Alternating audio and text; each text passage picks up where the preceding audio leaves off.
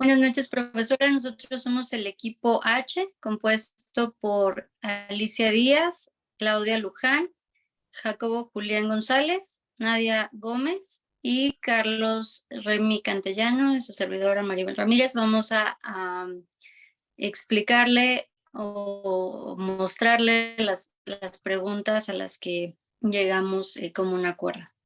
Voy a comenzar con la definición de la atención. La atención la vamos a definir como la capacidad de dirigir, regular y controlar los procesos cognitivos para la ejecución de acciones de un individuo. Ayuda a estructurar la actividad humana diaria, por lo que se considera multidimensional, y se vale de elementos como la corteza cerebral y los elementos subcorticales. Estos se encargan de regular la capacidad de la conciencia, de concentración de la realidad, donde se filtran los estímulos internos y externos. La parte de la conciencia los discierne, los prioriza y les da precisión, velocidad y continuidad a la conducta del sujeto. Esto produce un estado de activación que procesa la información de manera adecuada y además la mantiene para uso posterior. Le voy a dar la palabra a mi compañera Alicia para la segunda respuesta. La segunda pregunta nos señala por qué la atención es un proceso cognitivo básico. Aquí llegamos a la conclusión de que es un filtro selectivo y que ejerce control y articulación. Es básico porque permite dar respuesta hacia una actividad específica y permite que se tome parte de información importante y se seleccione pues la respuesta significativa, ¿no? Lo que se va a hacer. También es básico porque decodifica y procesa datos del exterior y lo hace de una forma específica en los seres humanos. Impacta también en el funcionamiento de la conciencia y ordena las experiencias a través del estado de vigilia. Así se ayuda al individuo a comprender, a asociar estímulos, a reconocer, a tener claridad en el pensamiento y al desarrollo del lenguaje. A través de esta orientación espaciotemporal que nos permite narrar experiencias pasadas, presentes y futuras. La pregunta 3 nos la comentará nuestra compañera Claudia. Ok. De acuerdo con el modelo de Software y Machine, ¿cuáles son y cómo se definen los componentes o subprocesos atencionales que componen dicho modelo? Bueno, aquí este modelo va a comprender la organización de los mecanismos atencionales. Esto quiere decir que va a permitir evaluar la atención con datos que ya se han aportado anteriormente por la neuropsicología experimental. Este es un modelo de orden jerárquico, el cual está compuesto por niveles atencionales, que a su vez está compuesto por 6 subcomponentes, los cuales consisten en el arousal, el cual es la capacidad de estar despierto y de esta manera mantenerse alerta. ¿Puedes poner otra diapositiva, por favor, compañera Alicia?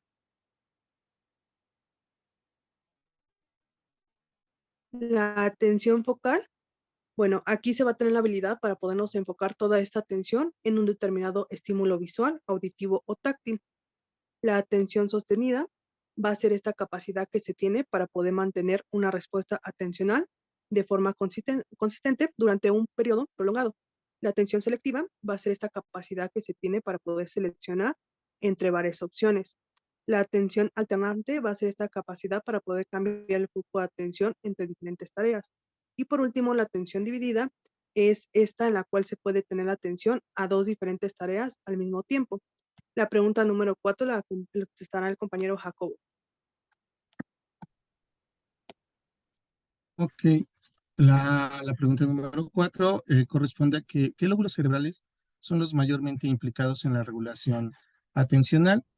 Los lóbulos cerebrales mayormente implicados en la regulación atencional son dos, que es el frontal, que es por encima del frente del lóbulo temporal y se encarga de la atención especializada, las respuestas motrices a un estímulo, el control voluntario de los ojos y la selección atencional visual espacial.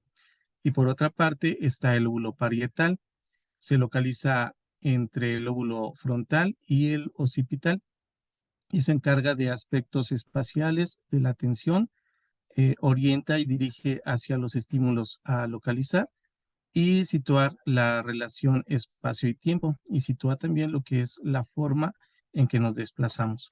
La siguiente pregunta lo va a explicar mi compañera Nadia. La pregunta número 5 trata sobre una prueba de atención visual. Bueno, aquí presento dos pruebas. Una, la de cancelación, y la otra, la prueba de símbolos y números. La prueba de cancelación es muy similar a la que vimos en el ejercicio anterior que nos proporcionó la profesora, el cual consiste en marcar casillas, letras, números o símbolos que se indiquen. En ese caso fue la flor negra de 5 pétalos.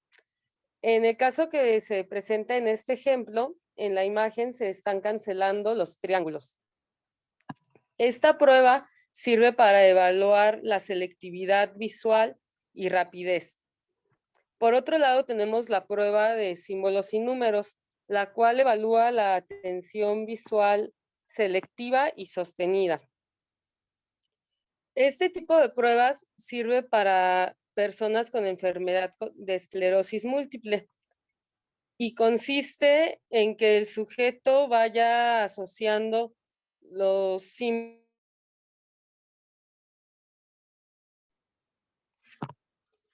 En la imagen, al inicio aparecen 2 círculos y 3 palitos.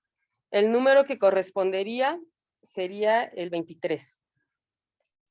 A continuación, mi compañero Remy expondrá la pregunta número 6. La pregunta número 6 también es un ejemplo de una prueba de retención inmediata, retención de dígitos. Su objetivo principal es evaluar la memoria inmediata, la atención y la concentración. Esta prueba involucra diferentes actividades mentales que estas pueden ser afectadas por diferentes tipos de daño cerebral. En una secuencia de progresión, esta involucra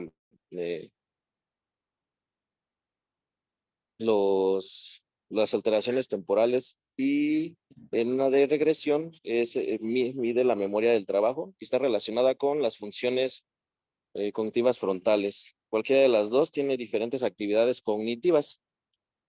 Esta prueba tiene una duración de 5 minutos y consiste en que el evaluador va a dar una secuencia de dígitos, normalmente de 9 dígitos, en una secuencia progresiva, y se le va a pedir al paciente que la diga en la forma en cómo la escuchó. También de la misma forma se le va a pedir que lo diga en secuencia inversa. Se va a calificar los aciertos que tuvo en este tipo de secuencias y se hace comúnmente en dos módulos, y se empieza a evaluar cuántos aciertos tiene. En este tipo de pruebas es importante recalcar que es más importante el nivel de escolaridad que la edad, ya que se tiene más peso el nivel de escolaridad que tiene el paciente que su edad. También se ha notado que en este tipo de pruebas hay que tener muy en cuenta su entorno cultural, ya que en algunas pruebas que se han realizado se puede observar que el entorno en el medio donde vive también afecta la prueba. Por eso hay que tener muy claro cómo se realiza y tener controlado todos los aspectos que se va a evaluar al paciente. Le vuelvo a dar la palabra a la compañera Maribel.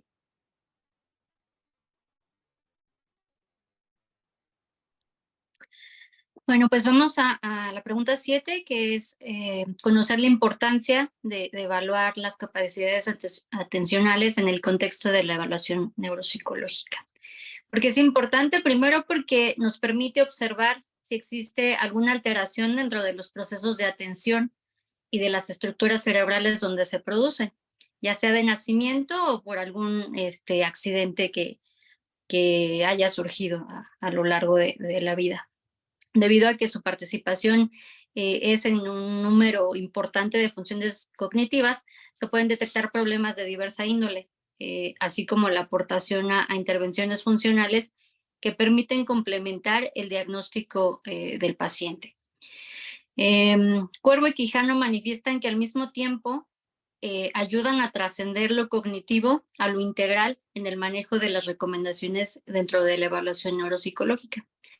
Una manera de mantener el cerebro activo es a través de la atención. Esta propicia el aprendizaje mediante la estimulación constante, y es por eso que se puede recolectar información de manera consciente. Cuando existen anomalías dentro de este proceso de aprendizaje es donde entra la evaluación neuropsicológica y detecta este tipo de situaciones que impiden a las personas llevar una vida normal. Entonces, pues básicamente esa sería la importancia dentro del contexto. Y finalmente vamos a pasar a la pregunta número 8 con mi compañera Alicia.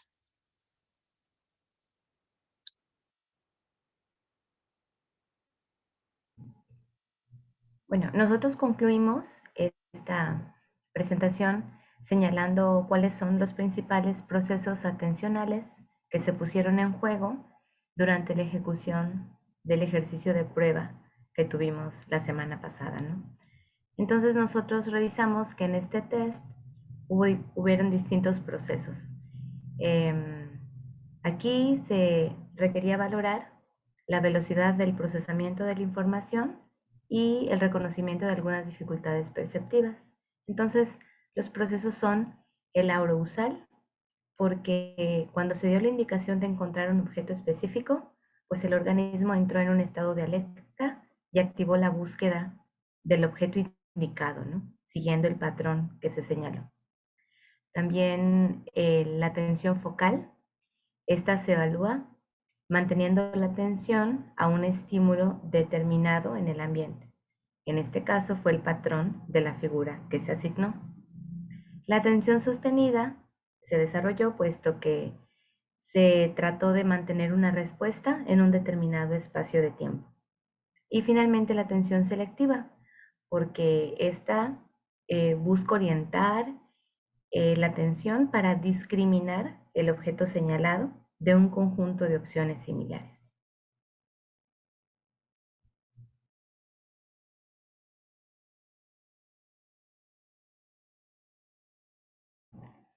Esa sería nuestra presentación y muchísimas gracias por la atención.